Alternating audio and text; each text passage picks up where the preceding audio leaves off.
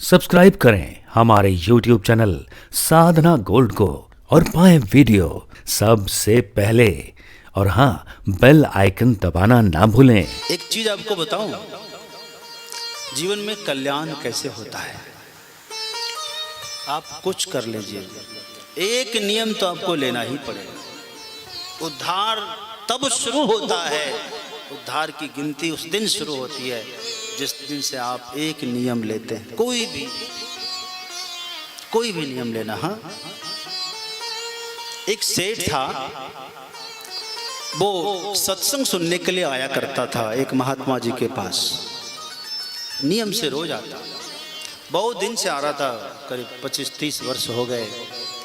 महात्मा जी ने अचानक उस सेठ से कहा कि सुनिए, आप इतने दिन से सत्संग कर रहे हैं, मेरे मन में आया है कि कल्याण होना चाहिए आपका। हाँ गुरुजी, हमको तो विश्वास है कि हम आपकी शरण में आते हैं, हमारा कल्याण हो। ठीक है, लेकिन कल्याण के लिए एक नियम है। कोई भी जीवन में कोई भी एक नियम ले लो। क्या नियम लो गुरुजी, आप ही बता दीजिए। कुछ भी नियम ले लो। जैसे क्रोध नहीं करूंगा, नियम ले लो। ये तो नहीं हो सकता, वो बस में नहीं है हमारा। अच्छा, झूठ नहीं बोलूंगा, ऐसा बोले गुरुजी व्यापार करता हूँ, और व्यापार में बिना झूठ का व्यापार होता नहीं, वो भी नहीं हो सकता। अच्छा, तो किसी की चुगली नहीं करूंगा, ऐसा यही कर लो। नहीं गुरुजी, शाम के समय भोजन करने के बाद जब सब बैठते हैं आपस में, तो 1 घंटा यही सब होता है घर में। 1 घंटा जब एक दूसरे के ना कर लें, ऊपर नीचे शिकायत, निंदा, चुगली, खाने के बाद तो यही होता है। नहीं कर ले तब तक नींद अच्छी नहीं आती। तब भाई क्या नियम लोगे? तुम अपने मन से ही बोल दो, फिर छोड़ो झंझट। उसने कहा गुरुजी, बड़ा सोचा उसने, फिर उसने कहा कि मैं ये नियम लेता हूँ कि हमारी जो दुकान है, उस दुकान के सामने एक कुम्हार रहता है, कुम्हार ना, प्रजापति, उसकी दुकान है, मिट्टी के बर्तनों की दुकान है। मैं ये नियम लेता हूँ कि जैसे मैं शटर खोलूंगा, अपना खोलता हूँ तो वो दिखाई देता है, मैं उसका मुंह देखने का नियम लेता हूँ कि मैं रोज उसका मुंह देखूंगा तभी रोटी खाऊंगा। जब तक उस प्रजापति का मुंह ना देख लूं, बर्तन वाले का, तब तक रोटी नहीं खाऊंगा, कुछ खाऊंगा नहीं। हाँ हाँ ठीक है, याद रखना, एक ही नियम बहुत है कल्याण के लिए। उसने नियम ले लिया। जी गुरुजी, अब तो नित्य प्रति जाता, सबसे पहले दरवाजा खोलने से पहले उधर ही देखता, उसका मुंह दिख जाता, बोले हाँ दिख गया। उसके बाद अपना खोलता, पूजा पाठ करता, भोजन करता। सब दिन का नियम था। कोई भी नियम यदि आप ठान लिए, नियम तोड़ने के लिए 1000 बाधाएं उसी दिन से आपके सामने खड़े हो जाएंगी। आप नियम नहीं ले रहे हैं, कोई बाधा नहीं। नियम ले लीजिए, उसके बाद देखिए विघ्न कहां से कहां आते। क्यों आते हैं? क्योंकि सफलता मिलने वाली, जहां सफलता होती वहीं विघ्न होता है। श्रेयांसी बहुनी विघ्नानि, यदि सफलता नहीं मिलने वाली होती तो विघ्न कभी नहीं आता। विघ्न आते ही इसीलिए कि आपको सफलता मिले, आपको यश मिले, सिद्धि मिले। अच्छा, आपको डिग्री कब मिलती है? जब आपकी परीक्षा होती है। अच्छा ना हो तो डिग्री भी नहीं मिलेगी। डिग्री चाहिए तो परीक्षा दीजिए, होता है कि नहीं होता? लाख पढ़ लीजिए आप, क्या मतलब है उससे? परीक्षा को पास करना पड़ता है। उसी तरह से जैसे ही सफलता की बारी आती है तो विघ्न शुरू होते हैं। यही हुआ। उस व्यक्ति ने नियम लिया कि मैं रोज उस प्रजापति का का दर्शन करूंगा सवेरे सवेरे। यही होता। एक दिन क्या हुआ, आया, देखा तो वो था ही नहीं, वो कहीं निकल गया था। अब तो बेचैन हो गया, दरवाजा खोला फिर भी नहीं दिखा। अपने दुकान में जो भगवान फोटो लगा रखा था, तो उसकी आरती पूजा कर ली, बैठा गद्दी पे, उसका मन न लगे कि गया कहाँ, सामने चल कर गया, उसके बच्चे थे, पूछा बेटा पापा कहाँ है? बोले वो तो खेत में गए मिट्टी लाने के लिए। मिट्टी लेने गए? किधर गए? बोले ऐसा ऐसा अमुक जगह। तो सेठ उसी रास्ते से वहीं गया जहाँ वो प्रजापति मिट्टी खोद रहे थे। लेकिन आज कुछ अलग बात थी। आज उसके मिट्टी के खुदाई में एक घड़ा मिला, घड़ा, कलश, और कलश में सोने के सिक्के भरे हुए मिले। खोल के ऐसे देख रहे थे। उसी समय सेठ जी ने वहाँ से देखा। आहा हा, बोला हाँ देख लिया। उसने किसको देखा? सेठ ने तो कुम्हार को देखा और कहा कि देख लिया। सेठ लौट गया उधर से, उसे क्या पता। लेकिन कुम्हार जिसने आज सोने के सिक्के से भरा हुआ कलश पाया था, उसने सोचा कि सेठ ने मुझे देख लिया, और वो बोल भी गया कि मैंने देख लिया। अब तो जाकर कहीं राजा को खबर पड़ जाएगी तो सब खत्म हो जाएगा। यह सोच करके वो कुम्हार बड़ा ईमानदार था, सीधा आदमी था। घर आया, उसने उस सिक्के का आधा हिस्सा कर लिया, पोटली बनाया, चुपचाप ले जाकर सेठ जी के आंगन में पटक दिया। बाहर आकर कहा कि सेठ जी किसी से कहना नहीं, आपका हिस्सा दे दिया है। बोले कैसा हिस्सा? हम नहीं जानते। बोले कि आप देख लो जाकर, फिर बात करना। ओ कुम्हार चला गया दे करके। सेठ जी सोचे कि कैसा हिस्सा जरा देखें। अंदर जाके देखा तो पोटली में सोने के सिक्के निकले। तब वो सब समझ गया। सेठ ने सोचा देखो महात्मा जी कितने दयालु है। उसने कहा था सेठ कोई नियम ले ले, तेरा कल्याण होगा। और आज मैंने इस प्रजापति का मुंह देखने का नियम लिया था तो आज लक्ष्मी घर आई, और यदि मैं नारायण के दर्शन का नियम लिया होता तो आज साक्षात नारायण घर आते। देखो तो सही, जीवन में एक नियम लेना। पितामह भीष्म का नियम था चरणामृत लेते थे वो, भगवान ठाकुर जी के चरणामृत का नियम नित्य प्रति। युद्ध भूमि में जिस दिन आखिरी दिन वो गए थे, उस दिन भी वो चरणामृत लिए थे, जिसकी बात वो कह रहे थे।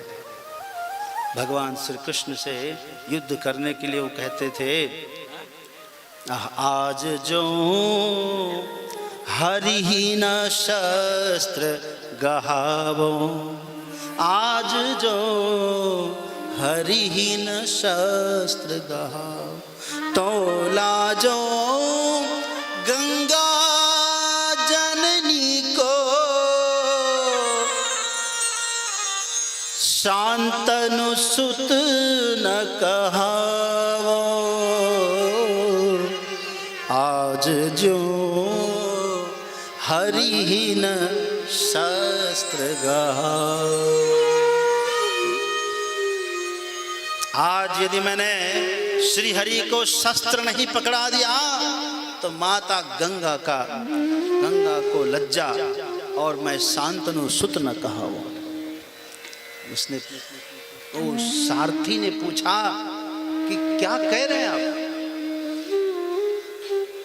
कुछ कह रहे हैं? कहा कि भाई एक गड़बड़ी हो गई, आज मैं जा रहा हूं।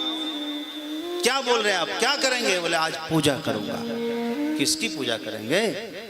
कहा कि श्री कृष्ण की पूजा करूंगा। बोले श्री कृष्ण की पूजा करोगे? सरकार तो बड़ी भूल हो गई। क्या? पूजा की थाली, आरती की थाली तो कैंप में भूल गए, घर में भूल गए लाना। बोले तुम कुछ नहीं जानते, युद्ध भूमि में घड़ी घंटे से पूजा नहीं होती है, तब कैसी पूजा करेंगे? कहा कि जहां शोणित कण अनहवाय नाथ कहा, मैं तो आज शोणित से स्नान करवाऊंगा, पानी से नहीं। शोणित कहते हैं लहू, लहू के कण से स्नान करवाऊंगा ठाकुर को। और वस्त्र बोले रण रज बसन ओढ़ाओ। जब लहू से स्नान कर दूंगा, करा दूंगा, और घोड़े आसपास के दौड़ेंगे, सैनिक दौड़ेंगे, उनके दौड़ने से जो धूल उड़ेगी वो धूल आ करके भगवान के शरीर में चिपक जाएगी और लाल लाल लहू के ऊपर जब पीली पीली धूल की कण पीले पीले चिपक जाएंगे, एक सुनहरा कलर खिलेगा, रण रज बसन ओढ़ाओ। रण के रज से यही वस्त्र होगा उनका। फिर कहा कि फिर मैं सीने में बाण चलाऊंगा, और ये बाण देख रहा हूं, इसका नोक है, पीछे सफेद सफेद इसमें पंख लगे हुए हैं। बाण के पीछे पंख लगा होता है। ये बाण तो धस जाएंगे पीछे की तरफ, लेकिन ये सफेद सफेद पंख आगे लहराएंगे। एक बिल्कुल सिस्टम से लगाऊंगा और ये फर फर फर फर फूदना, इसके बाणों के फूदना लहराएंगे। ये विशिख माल पहराऊं, ये विशिख माल पहराऊं, बाणों की माला। इतन करो, यदि मैंने ऐसा नहीं किया तो समझ लो मैं ऐसी पूजा करने जा रहा हूं। और फिर कहा कि हरि के चक्र सो चक्र प्रसाद ही पाऊं। फिर पूजा के बाद प्रसाद कौन देगा? बोले भगवान अपने हरि सुदर्शन चक्र से चक्र की प्रसादी लूंगा।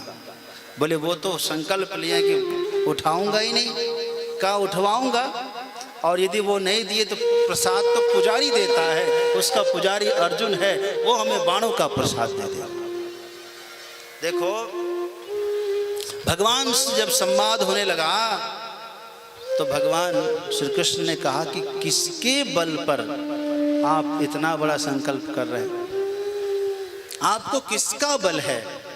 तो भगवान पितामह भीष्म ने कहा चरणामृत का बल है, मैं चरणामृत पीने का नियम रखता हूं। एक नियम है, चरणामृत पिए बिना कुछ पीता नहीं। उसने कहा अच्छा इतना बल? बोले आप हमको मत सिखाइए, आपको भी चरणामृत का ही बल है। मुझे? हाँ हाँ, आपको कोई देखे नहीं, आप अकेले में चरणामृत पीते हैं।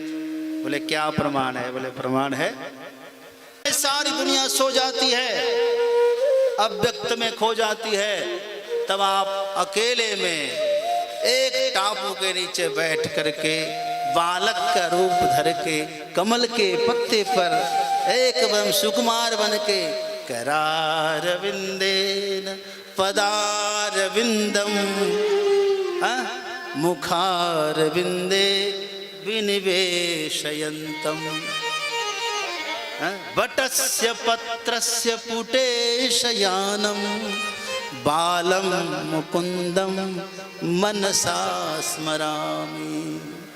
बोलिए गाइए तो जरा। करारविंदे न पदारविंदम मुखारविंदे विनिवेशयन्तम करारविंदे न पदारविंदे मुखारविंदे विनिवेशयन्तम वटस्य पत्रस्य पुटे शयानं बालं मुकुन्दं मनसा स्मरामि।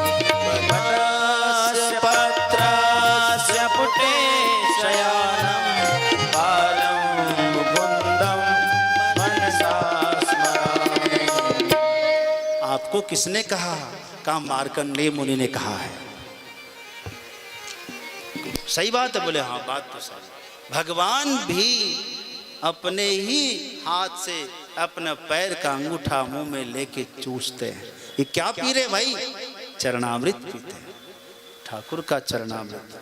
कोई भी नियम, मेरा मतलब यह है आप कुछ भी नियम ले सकते हैं, कल्याण आपका होगा। एक नियम चलता है। किसी ने कहा कि हम क्या नियम ले? शंकर जी को जल चढ़ाने का नियम ले लें? ले लीजिए, अच्छी बात है। शिव जी को जल चढ़ाने का नियम अच्छी बात है। जब तक जल ना चढ़ाओ तब तक जल ना पियो, भगवान श्री राम का नियम था।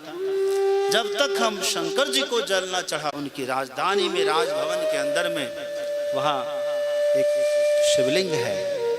कहते दशरथ जी महाराज भी, चक्रवर्ती सम्राट भी उस शिवलिंग का पूजन, माता कौशल्या पूजन करती, स्वयं भगवान श्री राम ने पूजन किया। तो ये प्रमाण कहाँ मिलता है? रामेश्वरम में। रामेश्वरम गए आप लोग? कौन कौन गए रामेश्वरम? जरा हाथ उठाना। काफी लोग गए, वाह। तो रामेश्वरम में भगवान को याद आया कि आज सवेरा हो गया, यहाँ तो समुद्र किनारे, यहाँ तो शिवलिंग नहीं है, शिव जी को जल चढ़ाए बगैर मैं जल नहीं पीऊंगा। तब क्या करूं? शिवलिंग की स्थापना करो। और वहीं पर श्री रामेश्वरम की स्थापना कर दिए। स्थापना करके अभिषेक किया और फिर ठाकुर जी ने जल पिया। तो बहुत अच्छी बात है, आप भी एक नियम ले लें। एक आदमी ने पूछा कि यदि नियम ले लें और कभी यात्रा में जाना हो, कहीं जाना हो, कैसे इसकी पूर्ति होगी? तो कहा कि देखिए, शिव पुराण में वर्णन है इसका। इसमें है कि शिव जी के 5 रूप हैं। आप किसी भी रूप में उनकी पूजा कर सकते हैं।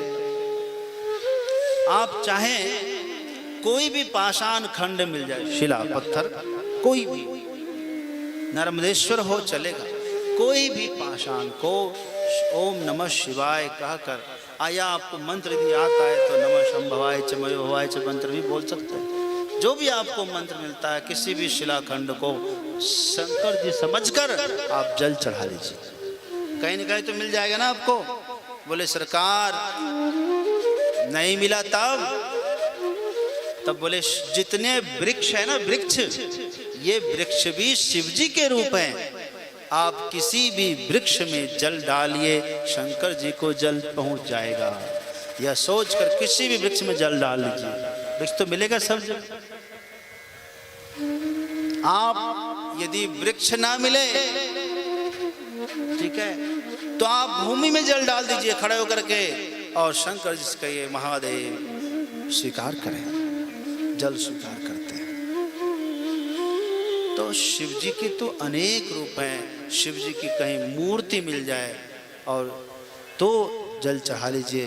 शिव जी का कहीं शिवलिंग, ज्योतिर्लिंग कुछ मिल जाए तो आप जल चढ़ा लीजिए। शिव जी के अनेक रूप हैं।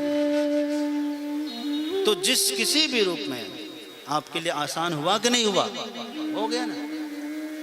तो आप यह नियम भी ले सकते हैं। अपने कल्याण के लिए कोई ना कोई एक नियम जरूर लेना, इसी से कल्याण हो जाए।